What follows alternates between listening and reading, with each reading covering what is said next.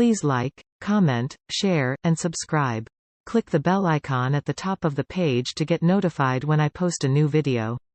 Please give this video a thumbs up. Universal channeling. Channeling the conscious universe. Andrew's Revocation. The Journaling Thinking. Monday, January 4, 2021 at 6:40 p.m. Thinking you can do it all by memory, Coyote is tricking you with the greatest joke of all. It is our ego that demands the belief we can recall every fact without coloring or redacting.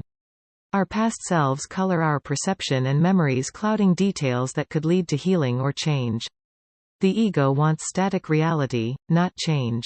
When change comes, our ego looks for methods to stop the change or to subvert it with old habit patterns, limiting the amount of time or life force we are able to invest into ourselves. A well-defined path requires us to journal our evolution and co-creative moments with the divine working within us. Continuing on a path where you do not record yourself, is the essence of self-deception. This is the ego at work. It's the job of the ego to impose limits and redact memories. The self-healing path confronts the ego so we do not limit ourselves when healing is necessary. Self-healing requires a time of forgiving. Accepting we can change, then acting with real integrity to change, knowing that parts of us will be in conflict with that new way of being.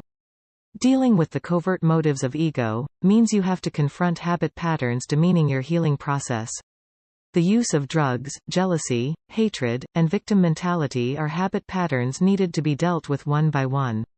Each repetitive habit pattern must have a healing time in internal meditative dialogue, helping us understand why these habits return even when our highest intent is to heal. We need to continually remember healing as a process, not an event. It requires us to let go of pain, heartache, and despair. It requires us to relearn the process of loving ourselves unconditionally. Habit patterns have changed dramatically in the last decade. One can barely recount all of the changes in one sitting. Cell phones and all the extended ways of communicating and conversing with cultures worldwide have limited our connection to Mother Earth. All these new tangible and intangible things weigh down the human spirit, diffusing the Earth Mother's energies with our desires before our needs. When our needs are not understood on a primal connective level with the place we live in, a separation begins to take hold, and separation creates an uneasiness that eventually devolves the human spirit into a distilled human essence, trying to figure out what is real and what is not. This unending process continually breaks Earth Mother's link to her children and grandchildren. Consider this: growing up child who has left the nest, home of their parents. It no longer talks or writes to their parents. Long separations continue until a longing for home returns to the now adult mind of the child who left long ago. Spirituality is the effective result when we desire then to develop a need to return home.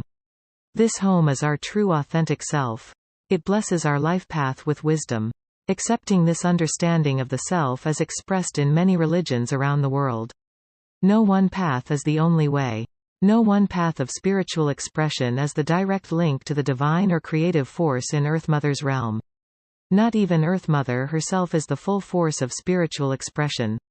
Every one of us are a force of free will.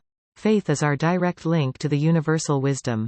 Faith reminds us that we know more than we have heard or read or studied. Faith reminds us we have only to look, listen, and trust the love and wisdom of the universal spirit working through us all. Faith does not require a belief in a religion, only by learning to trust the love and intelligence working through you and all creation. This newfound trust will transform your perception and experience. You will find lessons and opportunities in every challenge. No matter what we feel or know, no matter what our potential gifts or talents are. Only action brings them to life. Many of us understand concepts such as commitment, courage, and love, but we truly know only that which we do. Doing leads to understanding, and action turns our knowledge into wisdom. Action teaches us to overcome both inertia and impatience by acting on our courage, clear intentions, and commitment. Every action or inaction contains the seeds of its opposite. There is a time for action and the action of inaction. The way of the two-legged has come to a generational jump in wisdom once again.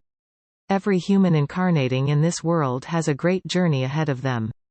The next leap into evolution is similar to the process of returning home to a sacred space within each of us.